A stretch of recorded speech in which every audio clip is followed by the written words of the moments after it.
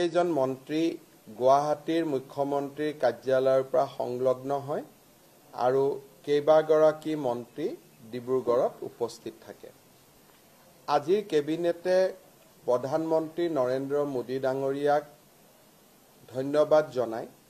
যে যোৱাকালি ভাৰত চৰকাৰে নামৰূপত 12.7 লাখ মেট্ৰিক টন ক্ষমতাৰে ইউৰিয়া আৰু এমোনিয়া প্লান্ট এটা নিৰ্মাণৰ বাবে অনুমোদন জনায় আৰু এই গোটেই প্ৰকল্পটোৰ বাবে 10,601 কোটি টকা ধাৰ্য কৰে। মই বিনম্ৰতাৰে সৈতে ৰাইজক জনাব বিচাৰিম যে এই নামৰূপৰ ইউৰিয়া প্লান্ট বা এমোনিয়া প্লান্ট নিৰ্মাণৰ ক্ষেত্ৰত প্ৰধানমন্ত্ৰী নৰেন্দ্ৰ মোদী ডাঙৰীয়াই কেন্দ্ৰীয় বাজেট আৰু এডভান্টেজ আসাম 2.0 ঘোষণা কৰিছিল আৰু এডভান্টেজ অসম কাৰ্যসূচীত যোগদান কৰি গৈয়েই প্ৰধানমন্ত্ৰী ডাঙৰীয়াই প্ৰথম সুযোগতে এই বিশেষ প্ৰকল্পটো কেন্দ্ৰীয় কেবিনেটৰ দ্বাৰা অনুমোদিত কৰোৱায়। আপোনালোক সকলোৱে জানে যে এই প্ৰকল্পটোত ভাৰত চৰকাৰৰ 60% অংশীদাৰিত্ব থাকিব আৰু অসম চৰকাৰে এই প্ৰকল্পটোত 40% অংশীদাৰিত্ব ল'ব। আৰু যদি ইণ্ডিভিজুৱেল এণ্টিটি হিচাপে চাব যাওঁ, ভাৰত চৰকাৰৰ 4টা সংস্থাই ইয়াত নিজৰ নিজৰ অংশীদাৰিত্ব ল'ব।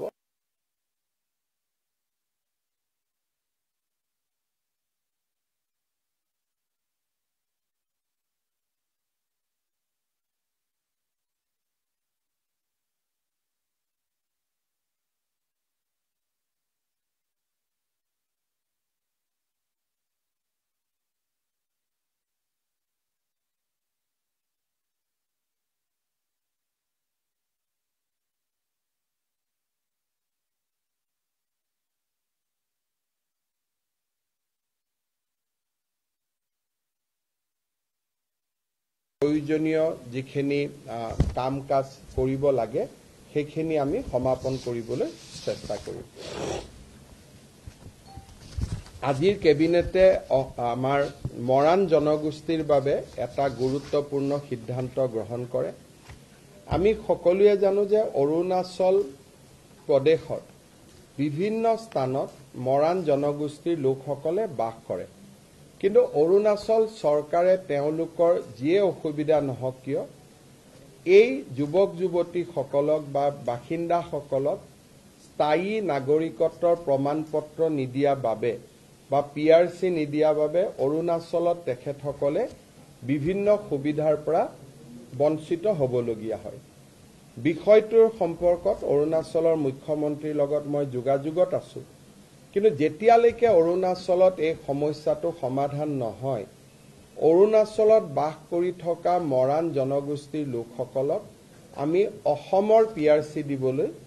সিদ্ধান্ত গ্ৰহণ কৰিছো। ইয়াৰ ফলত তেখেতসকলে অসমৰ চাকৰিৰ বাবেও নিজক চাকৰিত তেওঁলোকে প্ৰাৰ্থিত্ব দিব পাৰিব। অসমৰ মেডিকেল ইঞ্জিনিয়াৰিং কলেজ আদিতো তেওঁলোকে অংশগ্ৰহণৰ সুবিধা পাব আৰু মৰাণ জনগোষ্ঠীৰ বাবে যি আমি ৰিজাৰ্ভেশ্যন কৰি থোৱা আছে তাতো তেওঁলোকে পৰীক্ষা দিবলৈ সুবিধা পাব। মই ভাবোঁ যে এইটো অসমৰ আটাইতকৈ প্ৰাচীনতম জনগোষ্ঠী মৰাণ জনগোষ্ঠীৰ বাবে আজি কেবিনেটে এটা ঐতিহাসিক সিদ্ধান্ত গ্ৰহণ কৰে। আজি কেবিনেটত আমি আৰু এটা সিদ্ধান্ত গ্ৰহণ কৰিছোঁ যে নেশ্যনেল হেল্থ মিছনত যিসকল কৰ্মচাৰী বা নাৰ্ছ বা আন বিষয়া কৰ্মচাৰীয়ে কাম কৰে, তেওঁলোকে যদি ৰাজ্য চৰকাৰৰ কিবা নিয়োগৰ পৰীক্ষাত অৱতীৰ্ণ হ'ব লাগে, তেতিয়াহ'লে তেওঁলোকৰ বাবে বয়সৰ ঊৰ্ধ্বতম সীমা নাথাকিব। তেওঁলোকে যিমানেই বয়স নহওক কিয় যদি NHMত তেওঁলোকে কাম কৰি আছে, তেতিয়াহ'লে স্বাস্থ্য বিভাগৰ চৰকাৰী চাকৰিৰ কাৰণে তেওঁলোকে আবেদন পত্ৰ দিব পাৰিব এএনএমৰ চাকৰিৰ কাৰণে জিএনএমৰ চাকৰিৰ কাৰণে অৰ্থাৎ নিৰ্দিষ্ট ফিল্ডখনত যি ফিল্ডত কাম কৰি আছে সেই ফিল্ডত তেওঁলোকে নিয়োগৰ পৰীক্ষাত অৱতীৰ্ণ হ'ব পাৰিব গোৱালপাৰা জিলাৰ যিখন অসামৰিক হস্পিটাল আছিলে গোৱালপাৰা সিভিল হস্পিটাল সেই সিভিল হস্পিটালখনক বা অসামৰিক হস্পিটালখনক আমি তৎকালীনভাৱে কাৰ্যকৰী হোৱাকৈ শ্বহীদ নিধানু ৰাম ৰাজবংশীৰ নামেৰে উৎসৰ্গা কৰিবলৈ সিদ্ধান্ত গ্ৰহণ কৰিছো ভাৰতৰ স্বাধীনতা সংগ্ৰামৰ 1942 চনৰ এগৰাকী শ্বহীদ নিধানু ৰাম ৰাজবংশী এতিয়াৰ পৰা গোৱালপাৰা অসামৰিক চিকিৎসালয়খন শ্বহীদ নিধানু ৰাম ৰাজবংশী অসামৰিক চিকিৎসালয় ৰূপে পৰিচিত হ'ব আমাৰ 31 মাৰ্চৰ পৰা অসমৰ প্ৰতিটো ৱেলনেছ চেণ্টাৰ যি আমাৰ গাঁৱে গাঁৱে ৱেলনেছ চেণ্টাৰ আছে সেই ৱেলনেছ চেণ্টাৰত একোটাকৈ স্বাস্থ্য শিবিৰ কৰিবলৈ ৰাজ্য চৰকাৰে সিদ্ধান্ত গ্ৰহণ কৰিছে স্কুলসমূহৰ এমালগেমেশ্যনৰ কাৰণে পৰিত্যক্ত বিদ্যালয়সমূহক যিকোনো চৰকাৰী কামত যাতে আমি ব্যৱহাৰ কৰিব পাৰোঁ তাৰ বাবে বহু দিনৰ পৰা এটা চিন্তা চৰ্চা চলি আছিল আজি কেবিনেটে সিদ্ধান্ত লয় যে যেতিয়া কোনোবা স্কুল এমালগেমেটেড হৈ যাব তেতিয়াহ'লে সেই মাটি তৎকালীনভাৱে জিলা আয়ুক্তৰ হাতলৈ গুচি যাব শিক্ষা বিভাগৰ পৰা জিলা আয়ুক্তলৈ যাব চৰকাৰী কাম-কাজত জিলা আয়ুক্তই তাক আবণ্টন কৰিব পাৰিব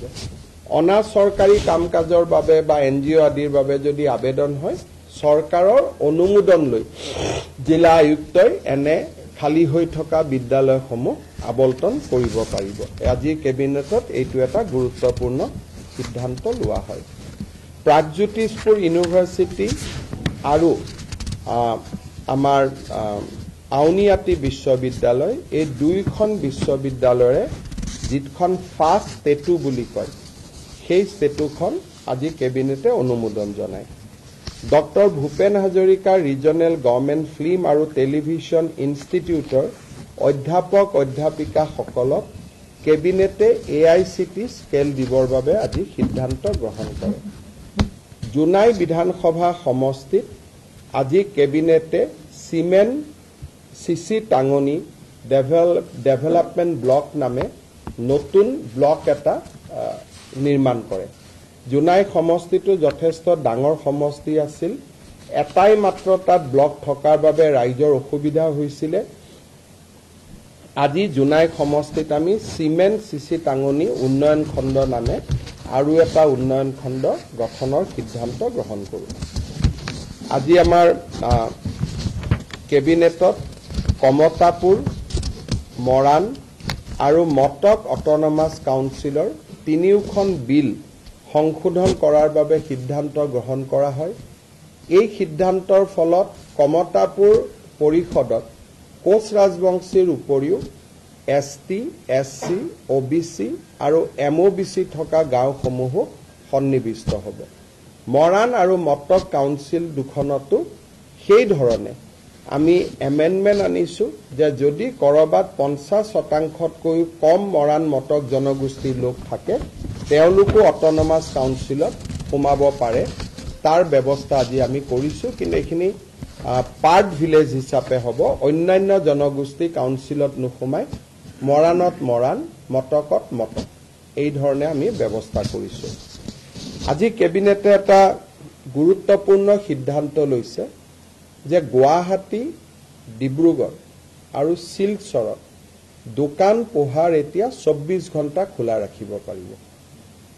আৰু সাপ্তাহিক এটা যি বন্ধৰ কথা আছিল এতিয়াৰ পৰা সাপ্তাহিক বন্ধটো নাথাকিব চৰকাৰী নিয়মত নাথাকিব কোনোবাই বন্ধ কৰিব খুজিলে কোনো আপত্তি নাই ডিব্ৰুগড় গুৱাহাটী আৰু শিলচৰ পৌৰ নিগম মিউনিচিপালিটি কিন্তু বাকি টাউনসমূহত যাক এই গুৱাহাটী ডিব্ৰুগড় শিলচৰ মিউনিচিপালিটি কৰ্পোৰেশ্যন কিন্তু বাকি টাউনসমূহতো ৰাতি 2টা বজা পৰ্যন্ত দোকান পোহাৰ খোলা ৰাখিব পাৰিব গ্ৰাম্যাঞ্চলত ৰাতি 11 বজালৈকে দোকান পোহাৰ খোলা ৰাখিব পাৰিব, যাতে আমাৰ ক্ষুদ্ৰ ব্যৱসায়ীসকলৰ উপাৰ্জন বৃদ্ধি হয়। তাৰ বাবে আমি এই ব্যৱস্থাটো গ্ৰহণ কৰিছোঁ। কিন্তু শ্ৰমিকক বছৰত সপ্তাহত 48 ঘণ্টাতকৈ বেছি কাম কৰাব নোৱাৰিব, একেটা ষ্ট্ৰেচত 9 ঘণ্টাতকৈ বেছি কাম কৰাব নোৱাৰিব। আৰু শ্ৰমিকক মই 24 ঘণ্টা দোকান খোলা ৰাখিলোঁ, তাৰমানে শ্ৰমিকৰ 3টা শিফ্ট কৰিব লাগিব। তাৰমানে শ্ৰমিকসকলক কষ্টত দি পেলাই এইটো সুবিধা নহয়। ইয়াৰ ফলত এমপ্লয়মেণ্ট যাতে বৃদ্ধি হয়। 9 আৱাৰ্ছৰ কাৰণে যদি দোকানখনে 2টা এমপ্লয়ী ৰাখিছিল, এতিয়া 24 ঘণ্টাৰ কাৰণে তেওঁ 2টা 3টা শিফ্টত আৰু 4জন বেছিকৈ এমপ্লয়ী ল'ব, যাতে আমাৰ অসমত নিয়োগৰ সুবিধা হ'ব পাৰে, ব্যৱসায় বাণিজ্য ভাল হ'ব পাৰে বিহুৰ বতৰৰ আগত, পূজাৰ বতৰৰ আগত। তাৰ বাবে আমি এই সিদ্ধান্ত গ্ৰহণ কৰিছোঁ আৰু মই ভাবোঁ যে এই সিদ্ধান্তই আমাৰ অসমৰ ব্যৱসায়ী মহলক যথেষ্ট সহায় কৰিব। আমাৰ অসমৰ কামৰূপ আৰু বঙাইগাঁও জিলাত 2খন PRF আছিল। PRF মানে প্ৰপ'জ ৰিজাৰ্ভ ফৰেষ্ট। এখনৰ নাম চৰাইবাহা, এখনৰ নাম খোৰাগাঁও। এই 2খনকে আমি ৰিজাৰ্ভ ফৰেষ্টলৈকে আজি কনভাৰ্ট কৰিছোঁ। তাৰ ফলত অসমত বনাঞ্চলৰ মাটিকালি বৃদ্ধি হ'ব। এই 2খন প্ৰপ'জ ৰিজাৰ্ভ ফৰেষ্ট হোৱাৰ বাবে আমাৰ ৰিজাৰ্ভ ফৰেষ্টৰ মাটিকালি 700 হেক্টৰ বৃদ্ধি পাব। আজি আমাৰ কেবিনেটত আৰু এটা সিদ্ধান্ত গ্ৰহণ কৰা হয়। ডেভেলপমেণ্ট কাউন্সিলসমূহে কেতিয়াবা নিজৰ বাজেট নাথাকিলেও অতিৰিক্তকৈ কিছুমান অৰ্ডাৰ আদি দিয়া দেখা যায়।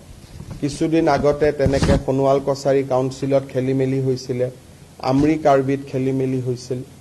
কাউন্সিলে নিজৰ বাজেটতকৈ বেছি ধনৰ কোনো ঠিকা দিব নোৱাৰিব বুলি আজি কেবিনেটে নিজৰ বিধিখন সংশোধনী কৰে। চাহ বাগিচা অঞ্চলত ৰাস্তা বনাবৰ বাবে কেবিনেটে আজি 262 কোটি টকা অনুমোদন জনায়। আজিৰ কেবিনেটত আমি আৰু এটা সিদ্ধান্ত গ্ৰহণ কৰোঁ। আপোনালোকে জানে যে দীৰ্ঘদিন ধৰি অসমৰ প্ৰাথমিক বিদ্যালয় শিক্ষক সংস্থা আৰু আনসকলে এটা দাবী কৰি আহিছিল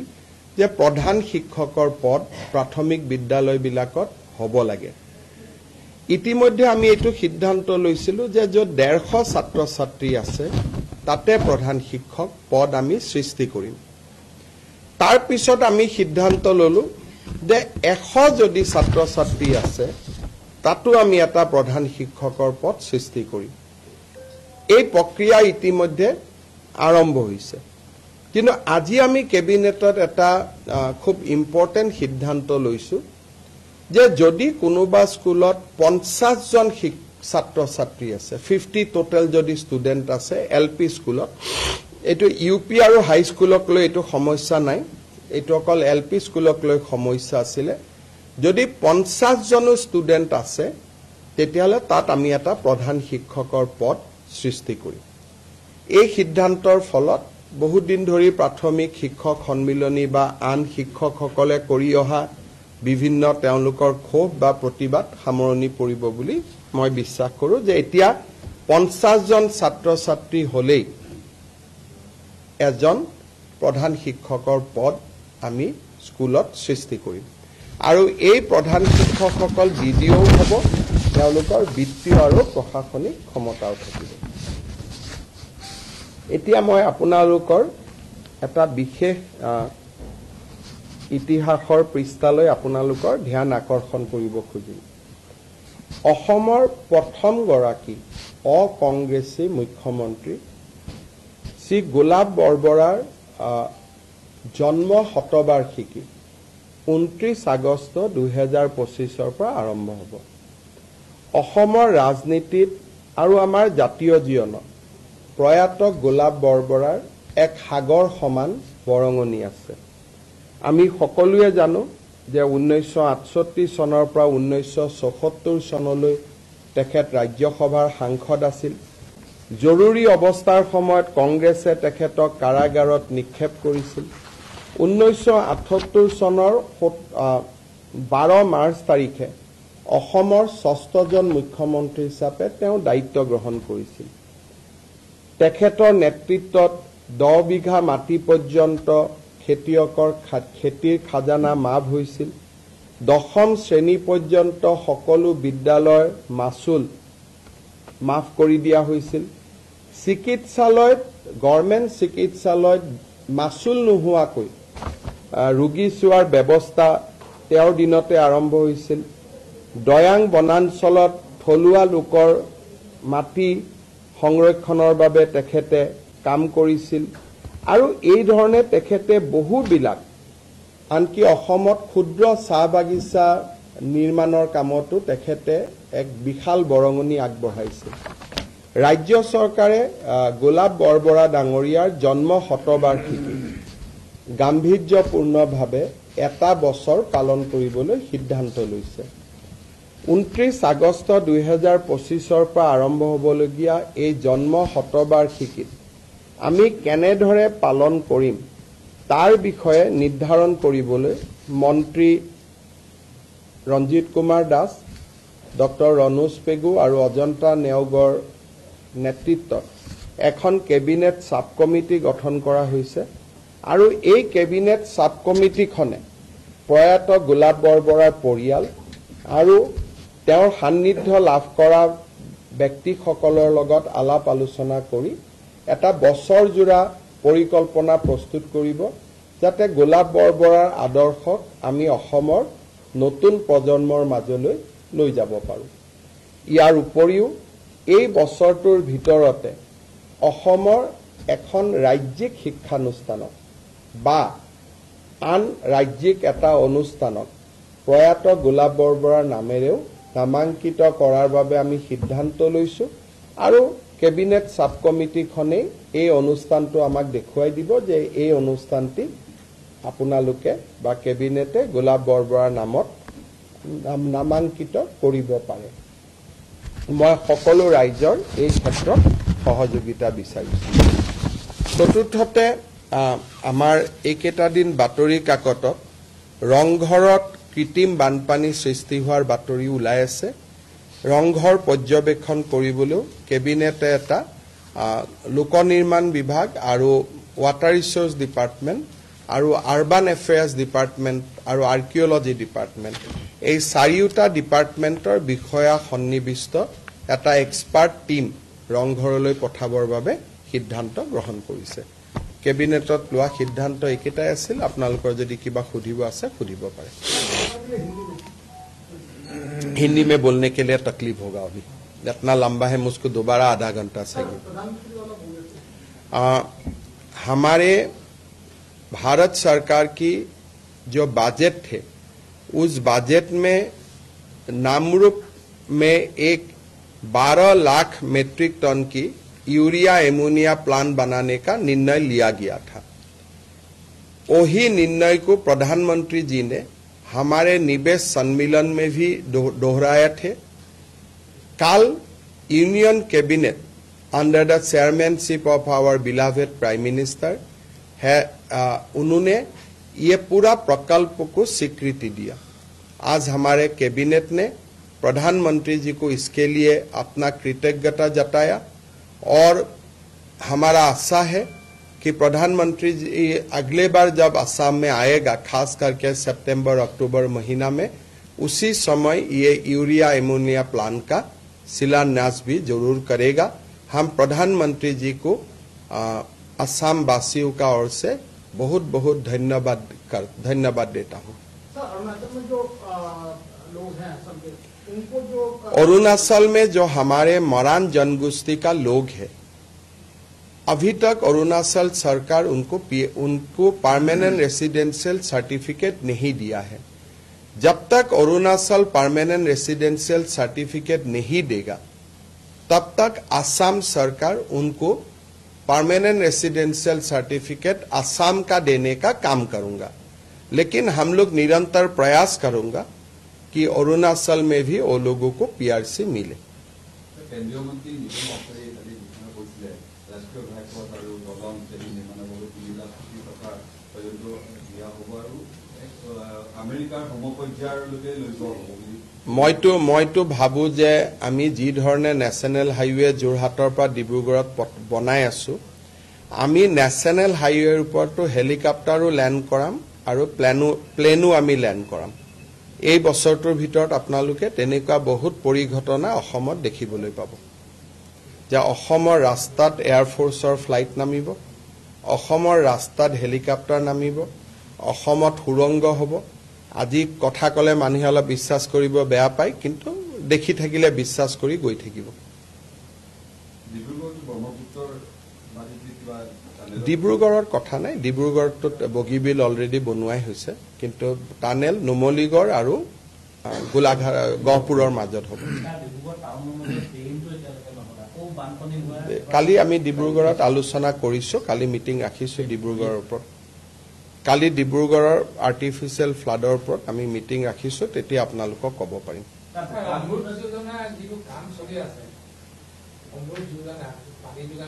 মন্ত্ৰীসকল আছে সুধি ল'ব মোৰ ইমান কথা মনত নাথাকে আমাৰ গুৱাহাটীতো মানুহে কয় কিন্তু ৰাস্তা বেয়া নকৰাকৈ পানীৰ পাইপ কেনেকে ফুটিব তেনেকুৱাটো টেকনলজি কতো নাই পানী যদি লাগে এই গোটেই ঘটনাবোৰ যেনেকে সন্তান এটা মাতৃৰ গৰ্ভত নথকাকৈ প্ৰসৱ হ'বই নোৱাৰে আৰু মাতৃয়ে প্ৰসৱ বেদনা পাবই লাগিব সেই ধৰণে বিকাশৰ আগত এটা প্ৰসৱ বেদনা মানুহে পায় আৰু সেই প্ৰসৱ বেদনাখিনি যোনে গ্ৰহণ কৰে তাৰ বিকাশ হয় আৰু যাৰ প্ৰসৱ বেদনাখিনি গ্ৰহণ কৰিব নোৱাৰে সেই জায়গাত বিকাশ নহয় গতিকে তাৰ কোনো উপায় নাই যদি আপোনালোকক পানী লাগে ৰাস্তা খান্দিবই লাগিব ৰাস্তা লগে লগে এখন অসমে হয় আৰু লগে লগে ক'ত হ'ব আৰু আমি আমাৰ এটা স্পীড আছে আপুনি খান্দাৰ লগে লগে যদি কৰিব যায় কালি পৰখি আপোনালোকে নিউজ কৰিব যে গভৰ্ণমেণ্টে ক'ৰ পৰা কণ্ট্ৰেক্টৰ আনিলে নিশাৰ ভিতৰতে ঠিকাদাৰ নিযুক্তি নিশাৰ ভিতৰতে লুণ্ঠন আমি চব কৰিব পাৰো আপোনালোকৰ হেডলাইন বিলাকে আমাক বান্ধি ৰাখে নহয়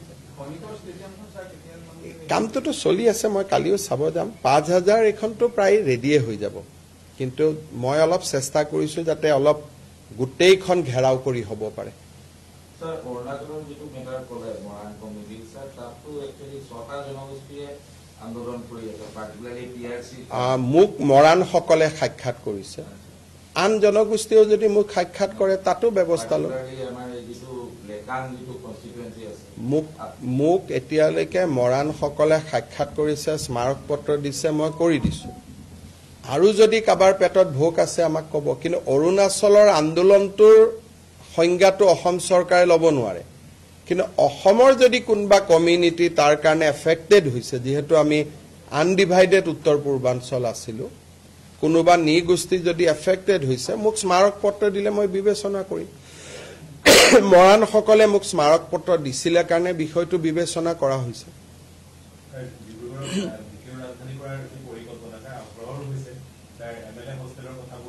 ইয়াতে কালি মই চাব যাম আমি কালি মাটি সিলেক্ট কৰিম এই বছৰটোৰ ভিতৰতে ডিব্ৰুগড়ত অসম বিধানসভা এমএলএ হোষ্টেল অধ্যক্ষৰ বাসভৱন এই গোটেইবিলাক নিৰ্মাণৰ কাম আৰম্ভ হ'ব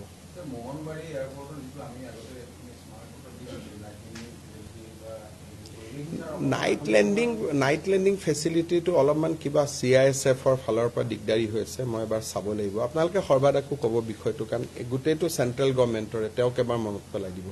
ময়ো মনত পেলাই দিম দোকানেতো ৱাইন শ্বপো হয় কিন্তু ৱাইন শ্বপখিনি আমি পুৰা 24 ঘণ্টা খুলিব নিদিও ৱাইন শ্বপখিনি অলপ আগতীয়াকৈ বন্ধ কৰি দিম ৱাইন শ্বপখিনি 2টামান বজালৈকে এতিয়া 12টালৈকে চলে তেওঁলোকক পুৰা গোটেই ৰাতি নিদিও তেওঁলোকক অলপ কমাই দিম সক নহলে এমপ্লয়মেন্ট নহব সেইকাৰণে কিন্তু ৱাইন শ্বপখিনি গোটেই ৰাতি দিলে অলপ বেয়া হ'ব সেইকাৰণে সেইটো এতিয়া ৱাইন শ্বপখিনি 12টাত হয় গুৱাহাটীত 2টালৈকে কৰি দিম বাকি জায়গাত 12টাই থাকিব বাকি ডিব্ৰুগড় শিলচৰ আদিত ৱাইন শ্বপটো বঢ়াই নিদিও কষ্ট হ'ব কিন্তু গুৱাহাটীতটো 24 ঘণ্টা প্লেন ৰেল আহি থাকে গতিকে গুৱাহাটীটো